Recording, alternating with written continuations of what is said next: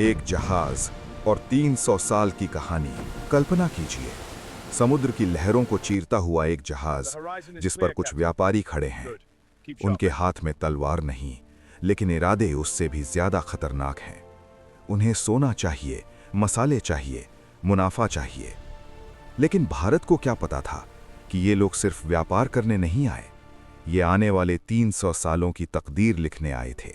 1600 the beginning of British power in India. 31 December 1600 England की महारानी Elizabeth प्रथम ने एक चार्टर पर हस्ताक्षर किए।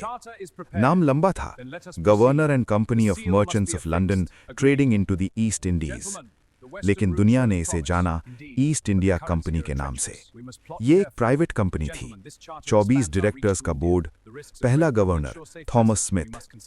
उन्हें मिला 15 साल का व्यापारिक एकाधिकार, लेकिन 1609 में किंग जेम्स प्रथम ने इसे कर दिया अनिश्चितकालीन मोनोपोली। अब ये सिर्फ व्यापारी नहीं रहे, ये समुद्री दुनिया के नए खिलाड़ी बन चुके थे। 1608 जहाज रेड ड्रैगन सूरत के तट पर पहुंचा।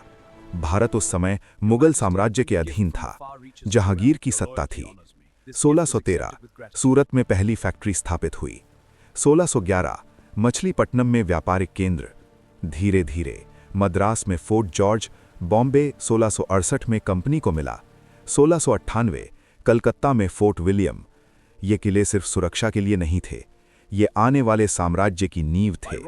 व्यापार बढ़ रहा था, मुनाफा बढ़ रहा था, और कंपनी की महत्वाकांक्षा भी। 1615 सर टॉमस रो पहुंचे जहांगीर के दरबार।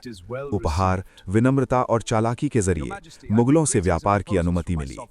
लेकिन असली टर्निंग पॉइंट आया 1717 में। मुगल सम्राट फर्रुख सियर ने एक फरमान जारी किया। बंगाल में ड्यूटी फ्री ट्रेड, सिक्के ढालने का अधिकार, स्वतंत्र व्यापारिक सुविधाएं। अब कंपनी सिर्फ व्यापारी नहीं थी, वो भारत की आर्थिक धमनियों पर कब्जा कर रही थी। स्थानीय व्यापारी कमजोर पड़ने लगे।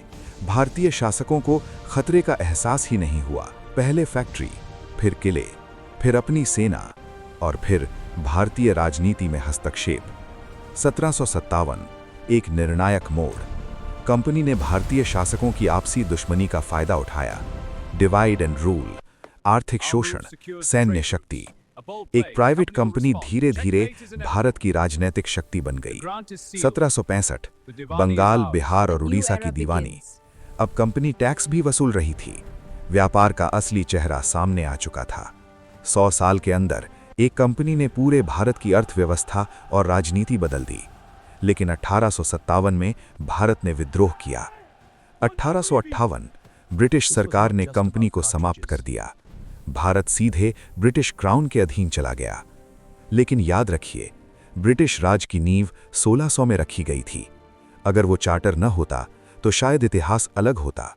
1600 से 1947 तक भारत ने देखा आर्थिक लूट, औद्योगिक पतन, कृषि संकट, सामाजिक परिवर्तन।